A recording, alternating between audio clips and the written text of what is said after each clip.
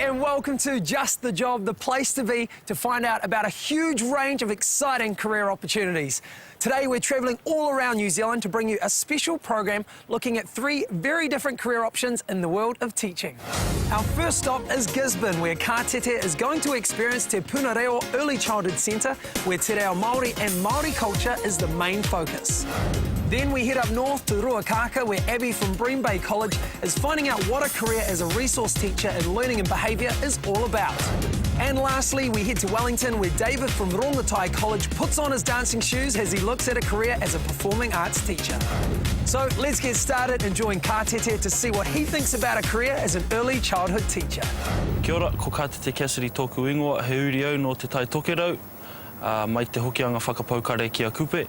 Hi, my name's Kātete Cassidy and I'm a university student interested in finding out about a career in early childhood teaching at a Te Puna Reo.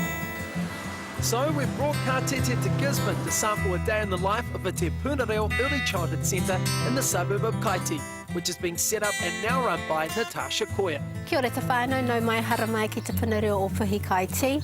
Ko hikurangi te mainga, ko waiapu te awa, ko te aitanga mate me te whānau ātā puhi aku hapu, ko rongo i te kai rongo haere me te ahau oku marae, ko Ngāti Parau te iwi. Kia ora everyone, my name is Natasha Koia and I'm the manager here at Te Puna Reo o Puhi Kaiti. Welcome. Te Puna Reo is an early childhood centre similar to Te Kohanga Reo with a strong focus on the regeneration of the Māori language and culture. Kia ora Kātete. Kia ora. As Tash and Kātete enter the world of the Te Puna Reo, English is left at the door and only te reo Māori is spoken. And Māori traditions, culture and values are promoted. First up, in true Māori tradition, the children and staff put on a traditional pōwhiri welcome for Kātete and his film crew, including a waiata and a haka. And in reply, Kātete sang a song. Welcome complete, it's time to get down to work. I tēnā wā tunu kei te hare mata ki waho nei, ki te ātatirohia ngā mea mōrere me kei, kia tino tiaki ngā tamariki, kia tino haumaru te whare o Te Puna Reo nei. Waku e mahi? Ai, mahau mahi, nei tunu, amau te mihi.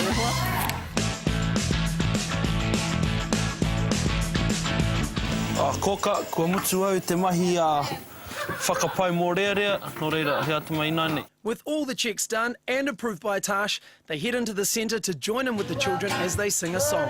It's just the start of a busy day for Kātete. Like most early childhood centres, teachers at Te Puna Reo employ a holistic approach to learning, developing their tamariki through child-led activities. And today, Kātete helps walk the children to their marae. No reira, hea te take I mauria mai koe I ngā tamariki kone ki te marae? E maha ngā take, ko te mea nui, ko te whoho rāwari, tētahi o ngā whare tino kia mātou o te tai rāwhiti nei. E noho pātata nei mātou ki tēnei whare me kei e rua minuti te ronga ki te hikoi mai. So, ka whakako ki ngā tamariki o rāta hononga ki tēnei whare tupuna. Pai koe ki ngā All Blacks? No, I'm going to the whakatā, te mei. Oh, ei! Excursion to marae completed, it's time for morning tea, or kai o te ata back at the centre. Hea ka kai koe te kai tina ki konei. I nāne? Kei hea tō kai? My plastic. Me haere koe te tiki, ne? Haere koe te tiki. Oh, kia koe he kai nui. Mā mātou, māua e kai, ne? Oh. Te Puna Reo o Puhi Kaiti has a roll of 25 children from the ages of 1 to 5. Now, as the younger ones have a nap or moi, the others in Kātete head for the sandpit as Tash explains what she thinks the attributes are for an early childhood teacher. I think the first and foremost, the main thing you need to have is a passion and a desire to, well, just to love tamariki. Yeah, you just need to have the energy and the love to be a teacher first.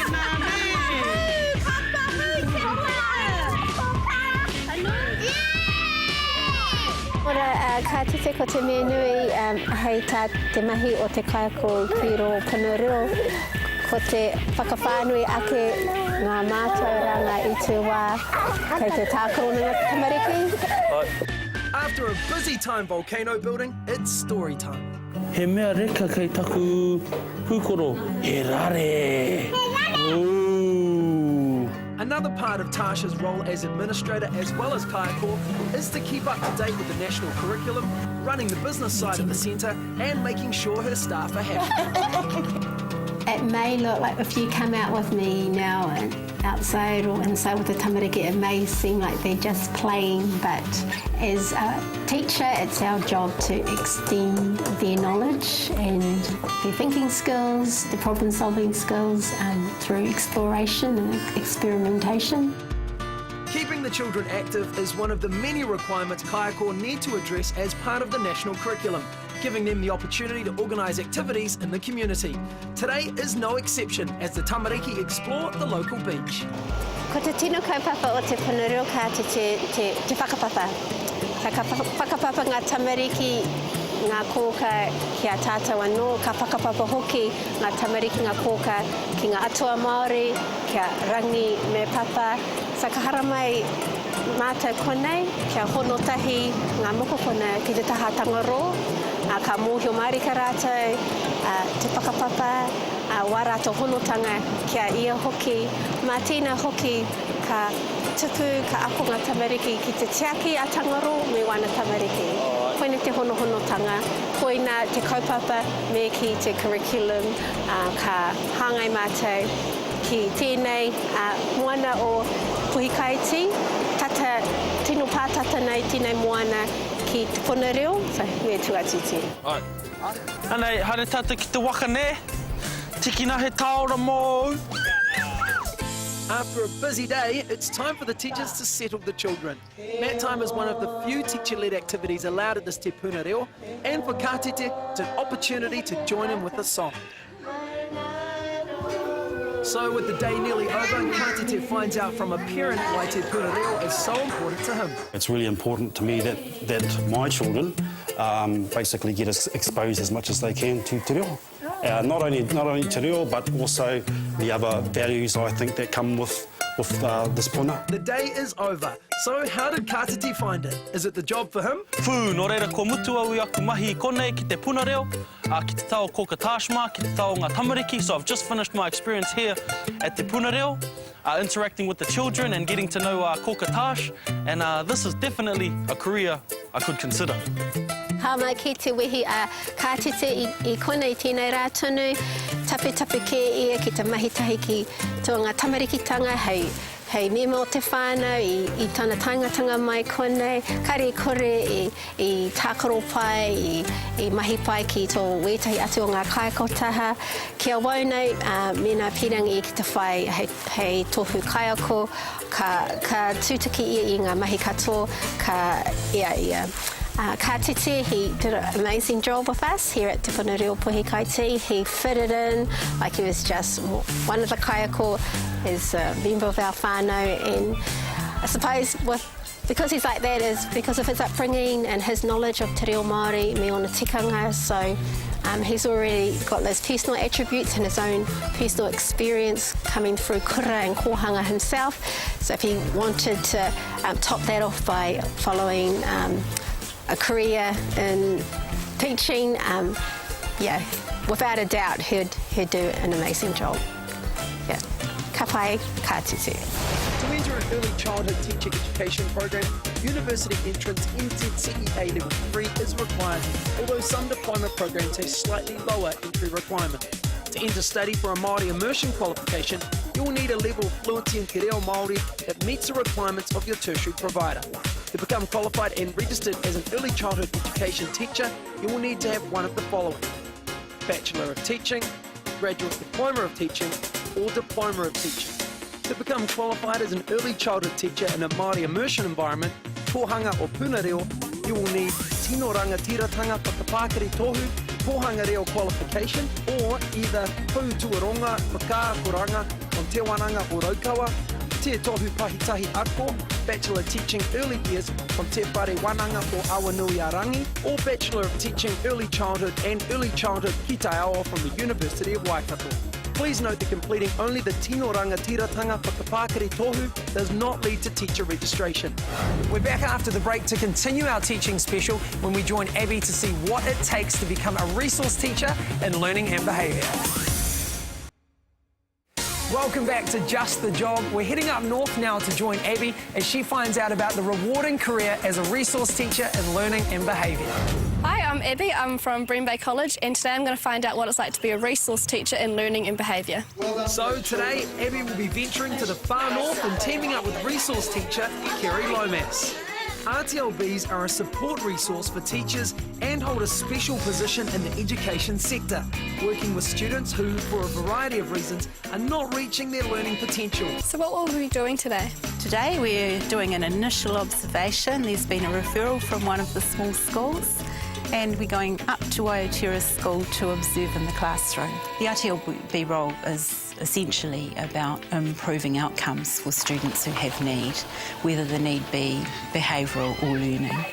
In this classroom we have a couple of kids who've been referred because their learning levels aren't quite where they should be. So today what we're doing is having a look at the interactions in the classroom.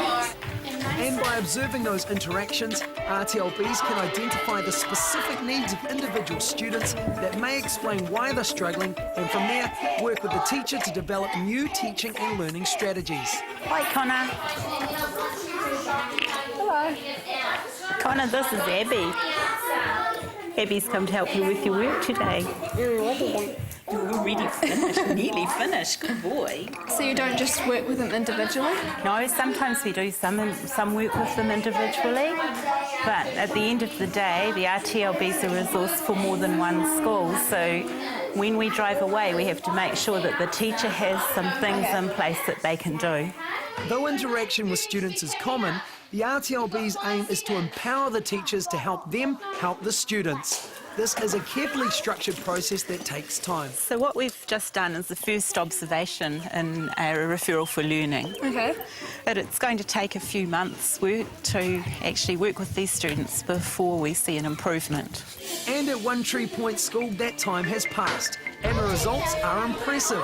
Here, Kerry has been working with teacher John Kramer, whose class became disruptive when a period finished. During the observations in John's class, one of the things that was obvious is the fact that John was using his voice a lot to direct children, and with this particular class, sometimes the noise levels would go up rather than drop, and it was taking longer for the children to finish work and come down to the mat.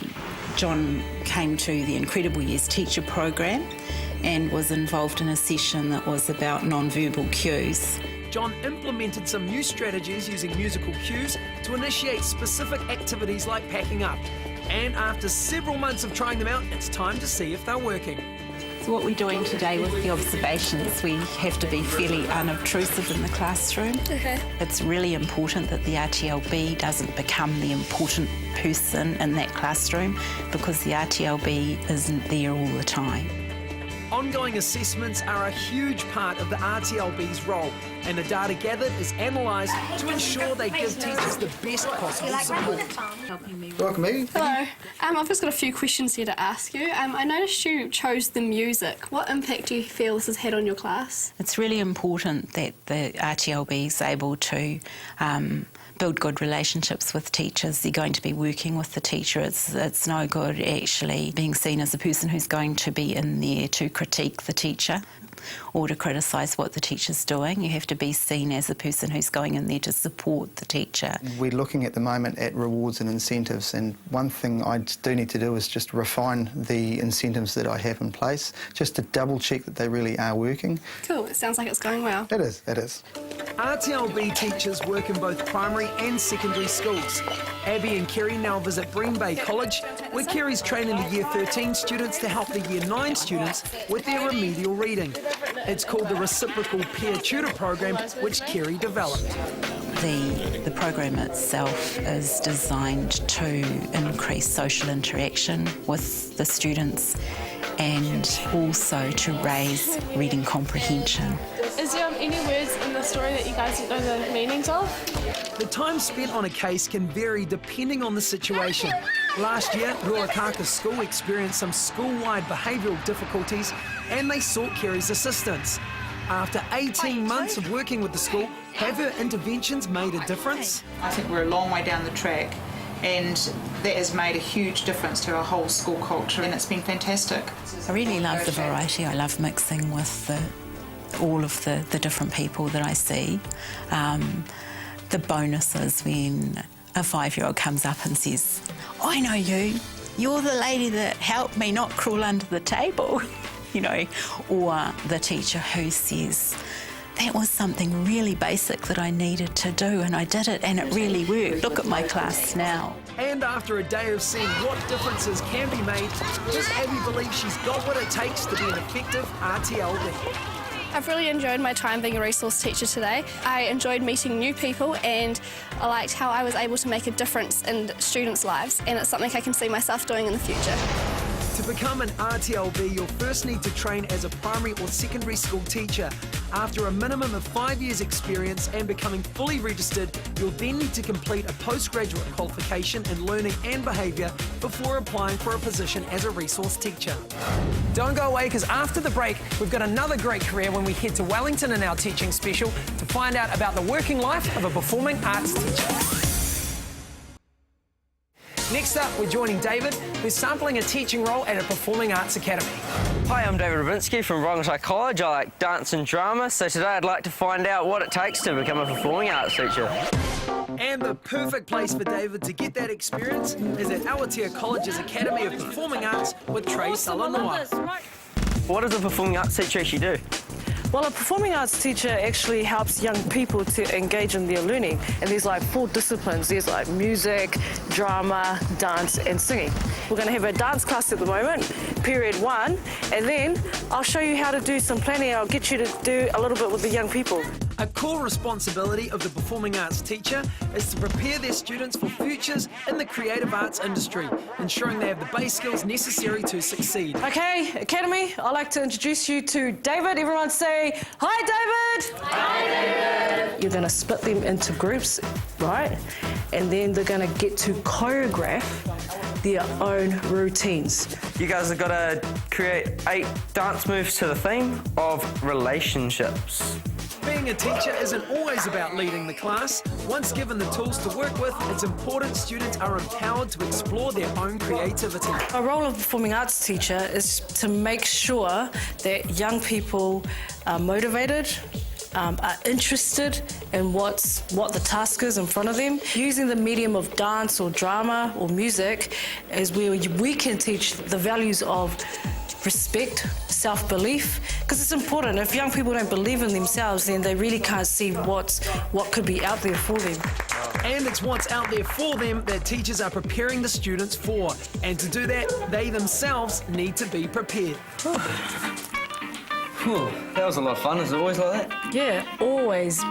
However, it's just really important. If you're going to be a teacher, you have to make sure, 1, you're organised, and 2, you do a lot of planning. I want us to go down and work on our Polynesian group. How about I'll leave you here, you do a couple of minutes, I'll get you to do some research for our lesson, and I'll see you shortly down at the auditorium. Sweet. Hey, David! Hey. How's the research going? Good, good. I got heaps. Do you have any more tips for me? Yeah, I do actually. All you got to do is make sure that you're going to be yourself, lead well. Just look for those opportunities in this lesson, especially to make sure that the students feel empowered through their learning. We're going to focus on the sa-sa. What's sa-sa in English? Awesome. Okay, so I want to teach you a wrong side one. First move is a clap. We don't want the students to just be in their comfort zone. We want them to come out of their comfort zone and to engage in other people's culture and to show an appreciation. Good, good. Let's speed it up a little bit. I'll drum. You guys follow. Thank you. Right. Another key thing that I'm really good at, okay, is being able to encourage young people at all times. So you got to encourage them, because if you encourage them, they're going to feel like oh, I believe in myself, oh, I'm good at this. Well done today, guys. You guys did real well in the salsa. You guys had great timing and everything. I look forward to seeing you guys in my next class. With all disciplines of performing arts, a level of vulnerability is required by the students. This is especially true during drama as students open themselves to unfamiliar emotions and behaviours. So teachers need to be particularly sensitive in the manner they coach and critique. You guys need to develop the tension a bit more, something just to show that tension between the two of you. You got to tell it how it is. Sometimes if it's not as good as where you believe that they can go to another level, you got to be able to give that feedback in a way that the young person still respects you. And maintaining that respect makes a big difference in your ability to develop your students.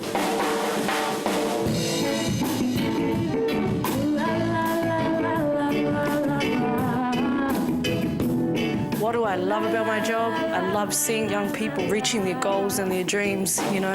That's what I love about my job. There's no point in having so many qualifications if you don't have the heart for the job.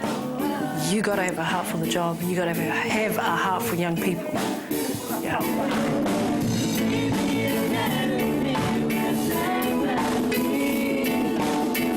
I really enjoyed my time as a performing arts teacher. I loved doing the salsa. It was really, really cool. I also like the performances as well. I can definitely see myself having a career in performing arts.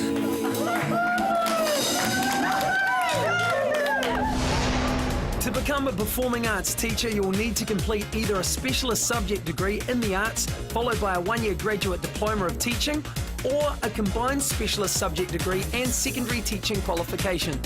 Experience in the creative industry will greatly improve your effectiveness as a performing arts teacher, and the skills and experience you acquire are easily transferable not only to advancing your career in teaching, but also the creative industry itself. To find out more about the careers featured this week and heaps of information about making the right career choice, jump on our program website tvnz.co.nz/justthejob. So best of luck, and I'll see you again next week.